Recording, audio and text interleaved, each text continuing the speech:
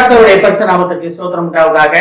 இன்றைய ஜீவ வார்த்தை நிகழ்ச்சியை கேட்டுக்கொண்டிருக்கும் அனைவரையும் கர்த்தருடைய பரிசுத்த நாமத்தினால் வாழ்த்துகிறேன், ஆசீர்வதிக்கிறேன்.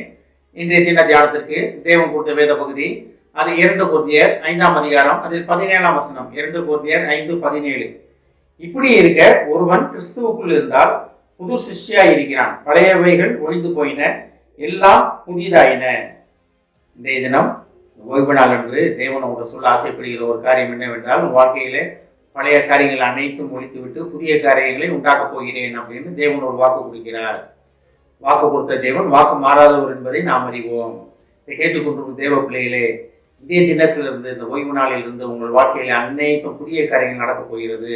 பழைய காரியங்கள், பிரியமில்லாத காரியங்கள், உங்களுக்கு பிரியமில்லாமல் நீங்கள் ஈடுபட்டு கொண்டிருக்கிற காரியங்கள் அனைத்தும் மாறி நீங்கள் புதிதான காரியங்கள் என்ன நடக்க போகுதுன்னா, தேவனுடைய சித்தத்தை அறிந்து நடக்கிற காரியங்கள் தான் நடக்க போகிறது. புதிய காரியங்கள்னா இதை விட்டுட்டு அடுத்தது கிடையாது. இதில் சொல்லப்படுகிற எல்லாம் புதிதாயின்னு அப்படின்னா, தேவனை பற்றிய அறிவில் நீங்கள் வளர போகிறீங்க. தேவனை பற்றிய அறிவில் இருந்து நம்ம வெளியே போனதுலேருந்து இப்போ புதிதாக தேவனோட புதிதான பிள்ளைகளாக ஆகி தேவனை பற்றிய அறிவில் வளர போகிறீங்க. இந்த வசனம் எப்படி இருக்கு பாருங்க, எப்படி அறிஞ்சு பாருங்க.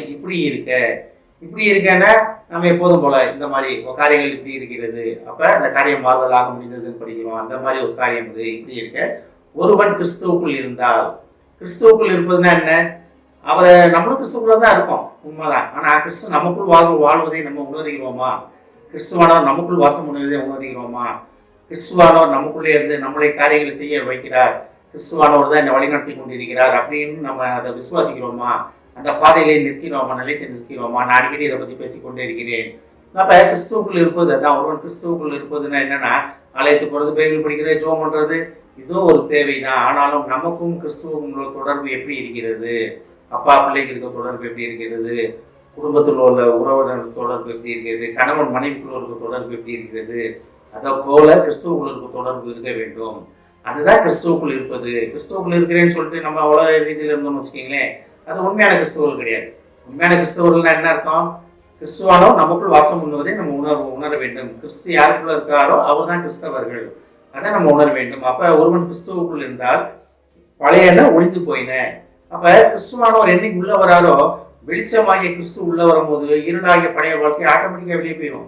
அது நீங்க வரட்ட தேவையில்லை, நீங்க போராட்ட தேவையில்லை. அப்ப வெளிச்சமாகிய ஒளியாகிய கிறிஸ்து நமக்குள்ள வாசம் பண்ணும் பொழுது, வாசம் பண்ண ஆரம்பிக்கும் போது, அவர் உள்ள நுழையும் போதே வெளிச்சம் இருளாகியதுன்னா வெளியே போயிடும். இப்போ ரூம்குள்ள போறீங்க, லைட்டை போட்டுட்டு இருட்டா வெளியே போகணும்னு சொல்றீங்களா? இல்லை லைட்டை போட்டோன்னா வெளிச்சம் வந்தோம்னா ஆட்டோமேட்டிக்கா இருள் விலகிருதா? இதே தான் கிறிஸ்துவானவர் உள்ள வரும்போது, கிறிஸ்துவான நமக்குள் வாசம் பண்ணும் பொழுது நமக்குள்ள பழைய காரியங்கள் அனைத்தும் முடிந்து விடும். ஆனால் தான் இப்படி இருக்க ஒருவன் கிறிஸ்துவுக்குள் இருந்தால் எல்லாம் புதிதாயின, புது சிஷ்யாய் இருக்கிறான், பழையவைகள் ஒழிந்து போயின, எல்லாம் புதிதாயின. இந்த வாரத்தில் கிறிஸ்துவானவர் உங்களுக்குள்ள இருந்து உங்கள் காரியங்கள் அனைத்தையும், பழைய காரியங்கள், அவர் பிடித்தமில்லாத காரியங்கள் எல்லாத்தையும் விலக்கி விட்டு உங்களை புது சிஷ்டியாக மாற்றுவதற்கு வல்லவராக இருக்கிறார். அவருடன் இருக்கிறார். நம்ம தேவனை விட்டு கொடுப்பதற்காக நம்ம ஆயத்தமாவோம். கிறிஸ்துவானவரே, எனக்குள் வாசம் பண்ணுவதற்காக நன்றி ஆண்டவரே, நீரை எனக்குள் இருப்பதற்காக நன்றி ஆண்டவரே, அதை நான் உணர வேண்டும் ஆண்டவரே. தேவன்கிட்ட கேட்போம். கர்த்தர் அதி சீக்கிரத்தில் உங்களுக்கு வெளிப்படுவார். ஆமென். ஜெபிப்போம். எங்களை அதிகமான அன்பின் பரலோக பிதாவே, ஒருவன் கிறிஸ்துவுக்குள் இருந்தால் புது சிஷ்டியாகிறான், பழையவன ஒழிந்து போயின, எல்லாம் புதிதாயின என்று கண்டுகொண்டோம் ஆண்டவரே. ஏஸ்தாவனே, நீர் எங்களுக்குள் வாசம் பண்ணுவதை நாங்கள் உணரக்கூடிய உணர்வின் ஆவியை எங்களுக்கு தாரும் ஆண்டவரே. ஏஸ்தாவனே, நீர் எங்களுக்குள் இருந்த காரியங்களை நடப்பித்துக் கொண்டிருக்கிறேன் என்பதை உணர்ந்து அதிலே நிலைத்திருக்க எங்களுக்கு உதவி செய்ய மாட்டவரே. இதை கேட்டுக்கொண்டு ஒவ்வொருவரையும் ஆசீர்வதிக்கிறோம் அப்பா.